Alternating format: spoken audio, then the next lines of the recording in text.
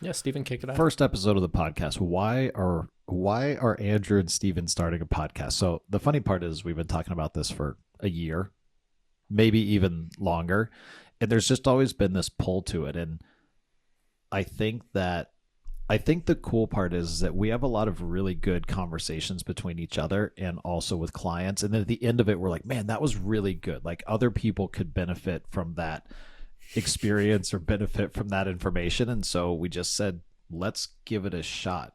But I think the reason why it took us so long to start the podcast is because neither one of us really care about having a big podcast and having followers and doing all the promotion and all that kind of stuff. We truly just wanted to do it because, I don't know, we felt a pull to do it. And like I said, the conversations that we have between each other and between clients tend to be very beneficial. And so why not share that? Yeah. Yeah, absolutely. Yeah, it's one of those weird things where you don't really want to do the whole self-projecting and post it all over. And I mean, we don't really do it for that reason, but we've been having enough of these conversations that I think even staff members being able to listen, kind of hear our thoughts, how we do business, why we make the decisions we make. So we're going to give it a whirl. Yeah, I mean, it's been a cool last, 2.5, almost 3 years since you came over and I came back into WIT. And I think we spent those couple years figuring out a lot of little stuff. And now it's kind of to the point where those changes have made a very positive impact. And so now, cool, let's share some of those and maybe it can help somebody else. Yep, absolutely. I think it's kind of the catch-all podcast. I think the reason we kind of came up with the name is we might even talk about kids. We might talk about stuff with our wives. We might talk about changes that we're making personally, professionally. It could just be anything. I think that's the tough part with a lot of these is everyone tries to like pitch their product and be like, let me tell you about marketing and why WIT's the best or why you should call us if you need mindset coaching or whatever it may be. And I think the real good stuff comes from us just chatting and talking to people authentically. Well, I mean, think about it. We talk to a lot of our clients and even our staff look at us and, the funny comment of, hey, do we look like the two biggest idiots to the world than you? Because we never seem like we're actually working, yet we seem to get so much done so efficiently, so effectively. And I think that there's something to that. And so, yeah, to your point, we can talk about anything because a lot of it has to do with what are we doing personally? What kind of stuff are we working on within our own minds? How is our family life affecting us? How is, lack of sleep? I was going to say, how do we focus on getting more sleep? The endless comment of sleep that we talk about and like the notice once you put some attention around these little things, how much it affects the rest of your day and all of those different things. Yeah. Yeah. So, I mean, I think it'll be cool to talk about how we do our how we do our I feel life. like I'm in Anchorman or something like that. Yeah, we'll weight this thing down. I'm going to tie it to the desk. Well, that's a perfect example, right? Like nothing happens perfectly in life. And I think over the past 5-6 years, social media has gotten so crazy with, you have these people that have this seemingly perfect life and seemingly perfect podcast setup and seemingly perfectly edited videos. And there's that whole comparison is a thief of joy thing. And I think if we can just kind of have a little bit of fun and show people that business and personal life and family, and it doesn't have to be this stressful thing or this thing that you have to set these crazy goals to, that you're working your ass off every day and stressed about in order to achieve them. Like it can all be this intertwined, cool, fun, relaxing thing and still have a really, really positive outcome. Yeah, definitely.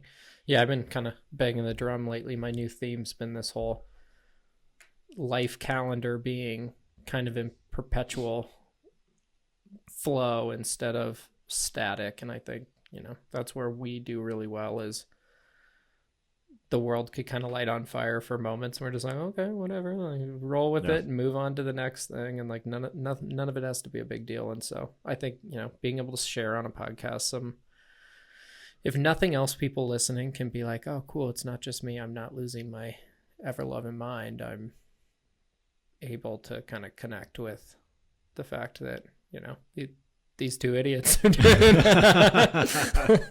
Yeah.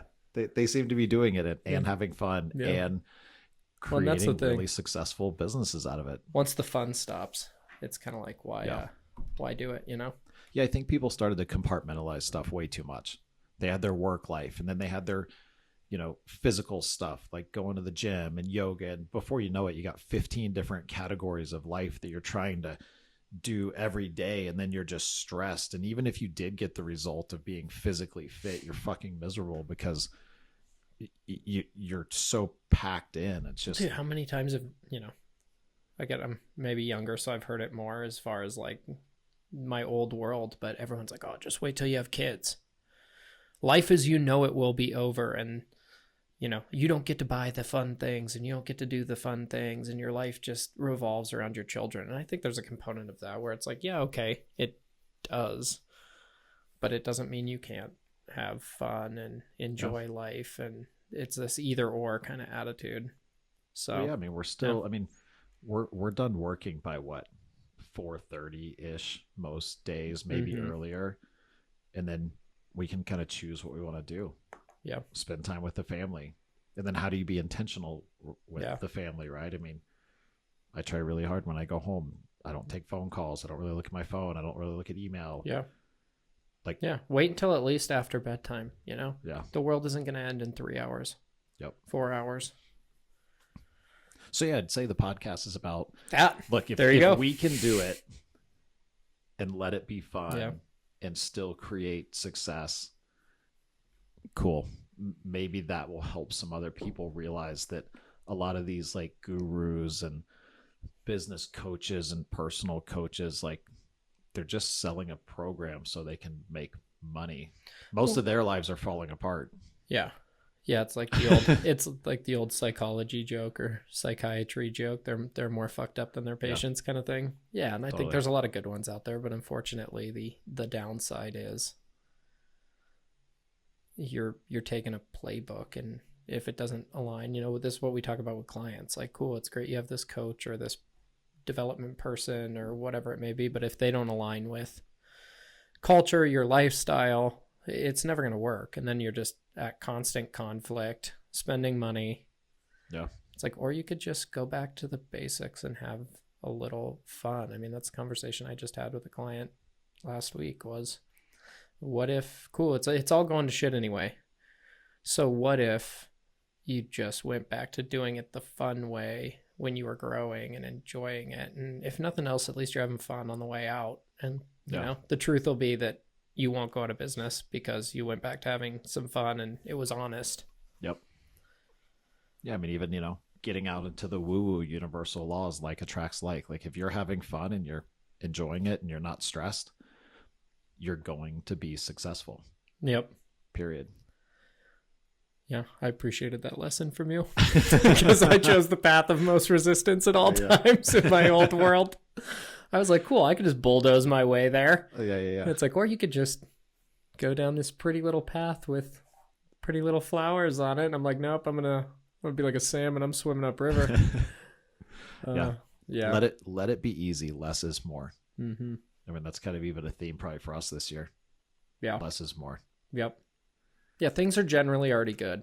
It's these small adjustments, these small tweaks, and we get it in our head that we got to buy the shiny product, invest in the person or in the thing, and go all in and make this massive pivot. And it's just that's when it starts to all go sideways. Well, it's that fear of something is lacking. Yeah. Right. And I've got to figure out what the lacking thing is, what the shiny object is, who the coach is, what the missing piece is. And what everybody forgets to tell us is that, for the most part, especially people I think listening to this and entrepreneurs, like you already know the answer. Yeah. Yeah. You set out on your own because you already kind of had the pull to do the thing. So you just got lost listening to other people trying to do it their way, which maybe it worked for them, but you're a totally different person. Yep. Even our culture at WIT wouldn't work for a lot of other people because we built it around what's important to us. Yeah. So, Yeah, and I mean the proof in that is people that, happen this week, people that don't fit in with the company culture naturally get kind of pushed out. yeah. So, finding that for yourself. Yep. So the lesson is learn who you are first and then go do all the other stuff. Yep, absolutely. My wife and I were shopping for, God, we had just had our first kid, 6 months, 8 months, about maybe a year. I guess they were about a year. Close to a year. So we were shopping for patio furniture for the house we had just moved into, or moved in, I guess, 6 months prior. And we were walking and my wife goes, "Oh, look, their baby's like the same age." And of course, this always happens. I think I tell everyone this story and they're like, "Yeah, welcome to everyone's life." And I'm just like, I don't want to talk to them. Please, God, don't go over there. Can we go this way? Can we actually just avoid the other people with similar age children? Like, I just am good. And she was like, "Come on. Like, let's go talk to him." And I was like, "Okay, cool." So we walked by and Steven's wife was also doing the whole like, "Hey, engage with me. Like, our kids are sort of the same age." And so our wives started talking about babies and all that kind of different stuff. And Steven and I are standing there just sort of like, "What's up? What's up? I don't need more friends. I'm good, thanks." And the wives set up a play date. And so Steven and I were forced to have a play date. And we fought that one even. We would just kind of stand there in his house and be like, "How you doing? Good. Sup, bro? Sup?" Yeah. when are you going to get the fuck out of my house? Yeah, exactly. Yeah, we just kind of avoided each other. And, Steven had just got back from kind of being on a sabbatical. I'll let him share that side of WIT. But I was, working crazy long weeks and rarely home anyways. So for me, it was like, this is the last thing I feel like spending my time doing. And over time, we kind of got talking about starting a separate company and kind of remaining where we were. And one day Steven called and was just like, "Hey, man, shot in the dark, but you want to walk away from what you're doing now in your career and just come help run a digital marketing agency?" And I was like, "Hell yeah, let's do it." I'm fairly certain I said yeah in like 30 seconds. Yeah. He's like, "You can take the weekend to think about it." And I was like, "Okay, sounds good." And I like waited till Monday to be like, "Cool, I thought about it again. Yeah, we're good." And rest is history. Yep. I mean, even my wife reminds me that. So I had, I started WIT in 2014, worked there for many years. And then the goal was to grow a company that I didn't have to work at. And so I kind of did that. I built up a leadership team and then stepped out of the business for a couple of years. And then some of the existing leadership realized that they were not capable of running as an executive. And so I kind of had to figure out, what do I want to do with the business? I came back in for a little bit. At first I was kind of like, geez, now I got to go back and do all of this again, after not really working for a couple of years. And so I was partially annoyed, maybe a little excited. And my wife reminds me, she's like, "Well, remember, you asked the universe to bring you somebody that you could do business with, because I just realized that I don't like to do business alone." Yeah. And so it's cool how the universe works, because like Andrew said, we met at a furniture store and wasn't even really paying attention to it at first. Cause like he said, at first it was kind of like, we were like, yeah, get the fuck out of my, get the fuck out of my face. Yeah. It was a very interesting and awkward initial conversation. But as we kind of opened up to it, it became something really, really cool. And so just a great reminder, like, ask for what you want and then let it happen in whatever way it wants to happen. Be present, and also commit to it. I think a lot of people get kind of shown the option and they're like, "Ooh, that's mildly enticing," but the what ifs start flying and the panic starts flying. Yep. And the all of those things, and then they walk away from it, and then years later you're kicking yourself going, "Oh, what if I would have done that?" And the regret on both sides kind of thing. And I think for us it was just like, cool, this could go completely sideways, and whatever, I guess we're all in. Yeah. Well, and I even had some mentors that were like, "Okay, well, you gotta, if you're going to give away part of the company, you need to structure it to where Andrew's pay starts to buy ownership and all this. I was like, yeah, none of that feels really good. Let's just give it to him. Yeah. And it worked out well because it felt good. Yeah. I mean, it was a culture shock because I came from an industry that was driven by, I would say like our average employee age was probably late 40s, early 50s. We had, pilots maybe younger side, but like admin staff, 50, 55 for the most part, and I'm 20, 28 at the time, I guess, 27, 28. And I was used to navigating kind of in a very old school, like almost like banking or so, 20 years back in culture, behavior, and HR is not really a thing, and private aviation and like all of these different things. I come here and it's like the average age of the staff members like 25, 28, and I had to kind of change how I approach things, but I'm also not super impulsive. So, I told Steven it's going to get painful because I spent the first 3 months kind of just observing, not really doing much, just paying attention to kind of how people do things and why they do it. And I would just go sit with everyone and go, I'm the idiot in the room. I know none of this. So tell me how you do your job. And I don't know, it went pretty quick. I mean, we either lost or let go of a lot of staff members and clients kind of naturally. I mean, we went on a huge purge of non-ideal clients. Steven and I got super clear on what we wanted the company to be kind of in the 3 to 5 year goal. And then that day started making decisions that aligned very much with. And I think that's the big thing is most people have the vision, they want to do it. And then the panic sets in of like, but if I let the clients go and then a couple fire us and then this staff member walks, like I'm screwed. And it's like, or it could work out, No. Yeah, it was a really good truth is you're already screwed because you're already in panic and trying to figure it out. So you might as well do the thing you want to do. Yeah, or you're unhappy because the company's not actually what you want it to be.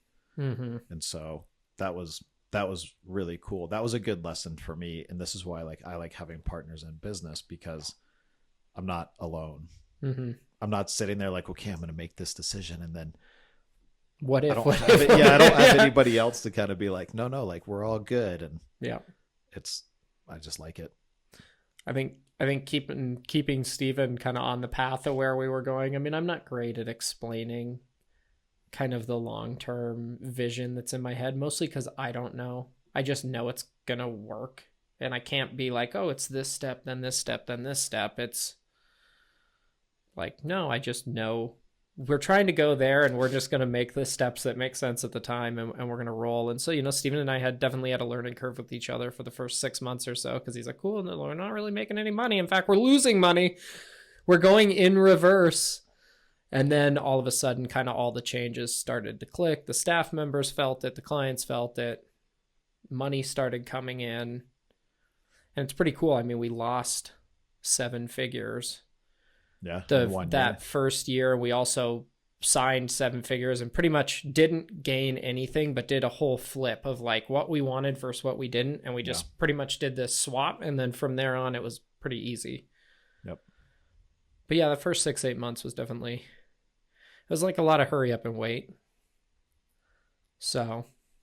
Yeah. One of the cool things that you taught me is make changes and then kind of take your hands off completely and let it run. Yeah. Whereas I think most entrepreneurs make a couple changes, get a little extra free time in their day, and they're so used to working all the time that now they go in and meddle in another area and break that area, as opposed to just letting it run and then see what breaks. Or they wait a week.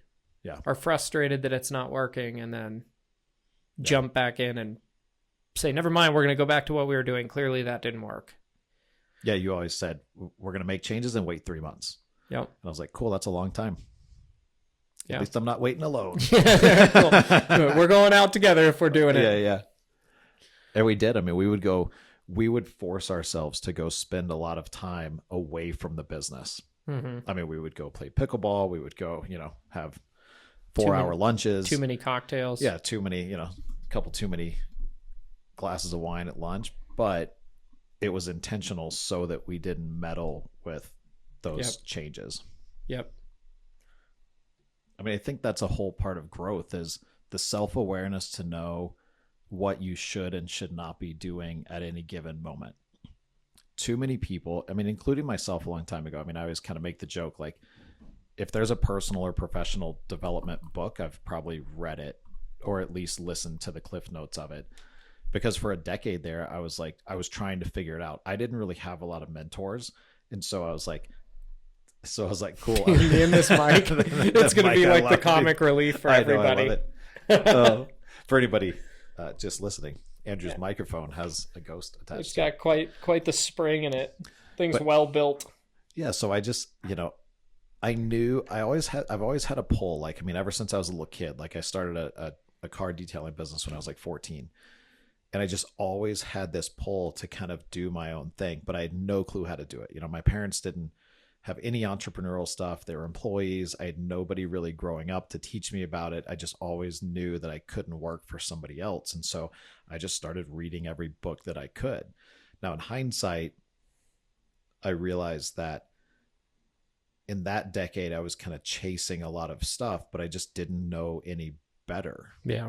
And so I think one of the most important things around personal development and growth is having the self-awareness to know, cool, should I be learning something right now? Or is this a time of like being able to truly look at everything and say, no, it's all just good.